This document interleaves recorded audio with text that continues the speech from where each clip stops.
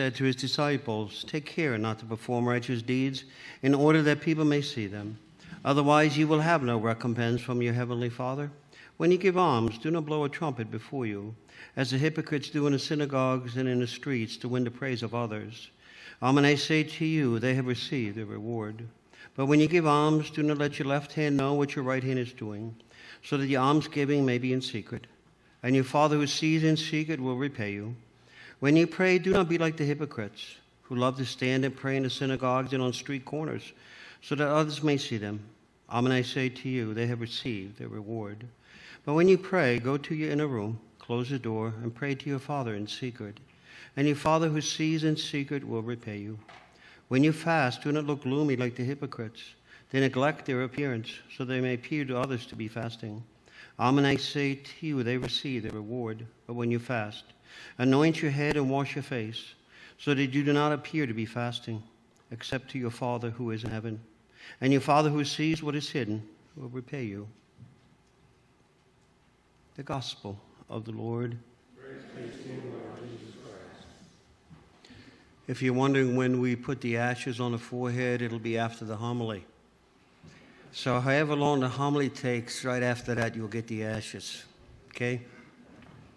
And I know it's 7 o'clock in the evening, and you'd probably rather be at home doing some other things, but today, Ash Wednesday is something that we have celebrated for centuries, right from the very beginning of the church and her existence. It marks the 40 days that Christ spent in the desert, battling with the devil. And we're going to read that particular gospel this Sunday of Matthew. So the Gospel of Matthew, I'm not going to talk about it now. But if you paid attention to the readings, especially today, the Gospel of Matthew, 3 times, you hear the word hypocrites.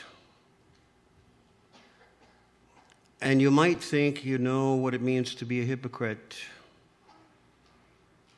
But Christ is not using the word in the same way that we understand it in the modern English or Spanish language. Christ is telling these Pharisees and his disciples and all that are willing to listen not to be two-faced. Hypocrisy for us is somebody who says something on one thing but does something on another, which is almost the same thing. But I want you to understand very clear how easy it is in the broken nature of the human being to be a hypocrite. It's kind of second nature to our broken nature. We want to look very pious in church, and I've said it many times. We look very nice in church. We're behaved as long as people are looking at us and watching us or whatever, but oh my gosh, don't catch me in traffic out there on the parkway.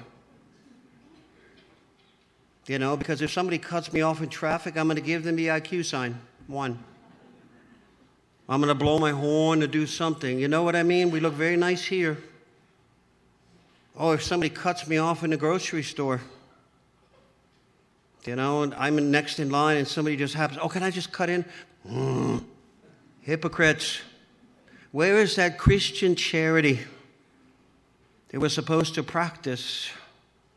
It's easy to pretend that we're Christians, but at the same time, we don't often follow the Christian principles of what God asks from us. And as we begin this Lenten season, today was Ash Wednesday, we're reminded of something that people don't like to talk about. Especially young people. Even old people don't like it either too much. It's called death. Oh yeah, we're all going to live to be 100 years old. I don't want to live to be 100 years old. I told my doctor after my heart attack, he said, "You got another 40 years to live." I said, "I don't want to live another 40 years. I've seen too much already." But see, we think we're always going to live. There's something inherent within the human being that God has given us. But part of that is transferred to eternal life. We don't live on earth forever. Even though we want to live, we forget that in the end that we are called to live eternally with God forever. And to let go of this world, to practice letting go of the things of this life. That's what Lent really is all about. And Ash Wednesday just kind of kicks it off. It reminds us that we are nothing. Dust thou art, and to dust thou shalt return. When's the first time that God said those words? He said it in the book of Genesis. The first time after Adam and Eve had committed the sin. He said it to Adam. And we're reminded of it today. Because we're all sinners. But it reminds us of two fundamental truths. Our nothingness and the reality of death. We often think we're something. We always think we're better than everybody else, more handsome, more beautiful. I got more money. I got a bigger house. I got a better car. I eat better food. I don't know. We always think we're better than everybody else. But today we stop for a moment to balance the scales. At least to be able to recognize that we are nothing without God. God brought us into existence. God holds us in existence. If He were to take His eye off of us for a blink of an eye, we would crumble into dust. The dust that we'll be receiving here in a few moments. We are nothing. Why do we always have to act like we're something? We always have to boss people around, be better than everybody else, make fun, pick on people, laugh at people, talk about people, and so on and so on. We can't treat people as an equal human being, created by God as well. Instead, we want to step all over everybody, like the world circles around me.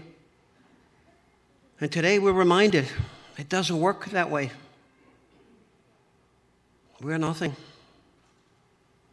The dust that we put on our foreheads today is an absolute reminder where one day we will end up, and I can guarantee you 100%. Your heart may be beating this moment, but there will come a time when it will not be beating. Death will come. It's a 100% guarantee. We're destined to live with God for all eternity, yes, and that's what we feel inside of us. This desire to want to live. A human being who loves God is a human being who's not afraid of death. Because they know now they're going home. If you read the lives of the saints on their deathbed, the last few words that they might have said were to Jesus and Mary in thanksgiving. They were not afraid. Many people today, just, when you talk about death, people say to me, Father, why do you have to talk about death? It's so morbid. How morbid is it going to be when you take your last breath and you haven't prepared yourself? You haven't done a thing to prepare yourself. You lived your life caught up in the world and all of its idioms and ideologies and philosophies and worldliness and stupidity and everything else. Now it's your time to die. And now all of a sudden you realize you take nothing with you. You came into the world naked. Now you're going home naked. That's why you never see a moving van following a hearse. You take nothing with you. And just for a moment today, the church stops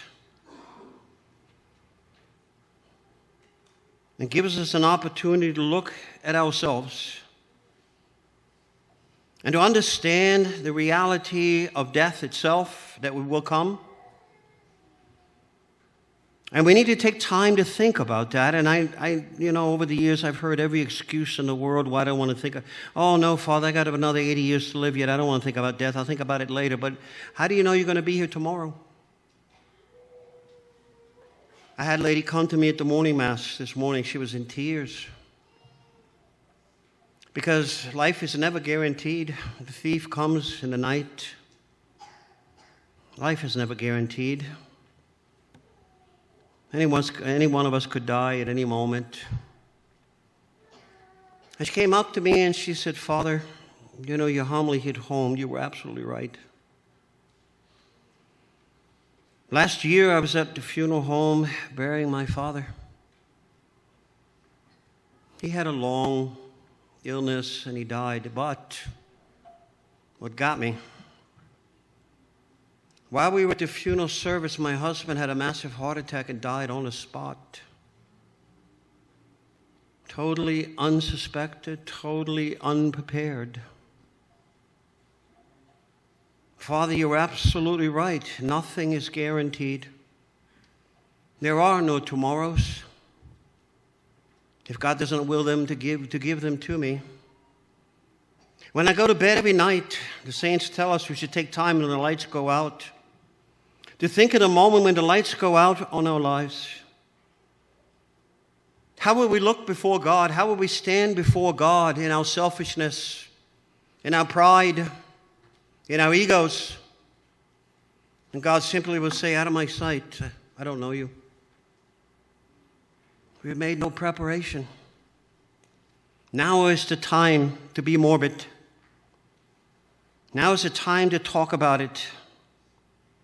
Now is the time to think about it. Each and every one of us, no matter how old we are, needs to think somewhere, sometime, hopefully sooner than later, that death will come. I remember when I was a young man, we used to laugh. You know, your friends, as you get older, all your friends are going to just kind of pass away, one after the other. We used to laugh at all of that. Now who cares? In the last 2 years, my friends have passed away, one after another. Just another one died. I'm surprised I'm still here.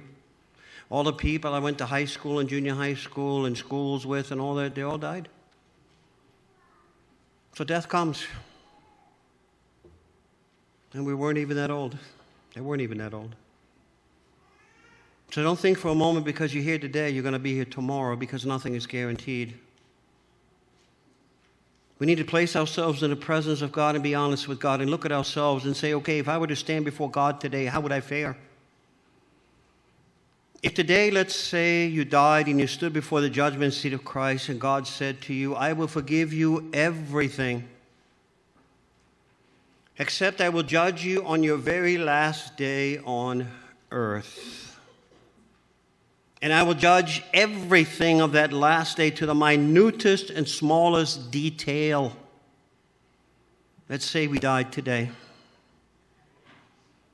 And God said everything else is forgiven and forgotten.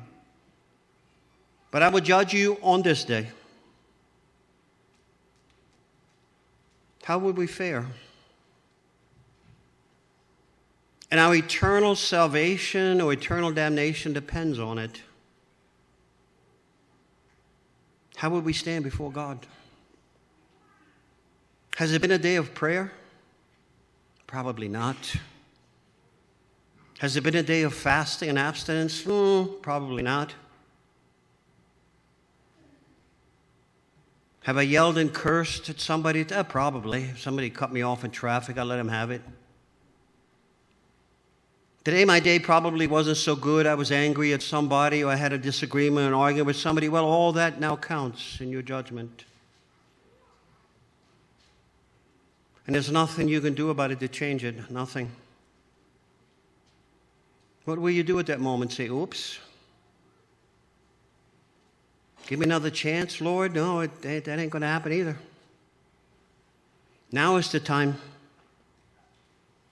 Now is the time to look at ourselves with all honesty, and the great saints always teach us that every night as we go to bed, we should do an examination of conscience. We should look at how we could have done things a little bit better today. And somebody needed my time today, could I have given it?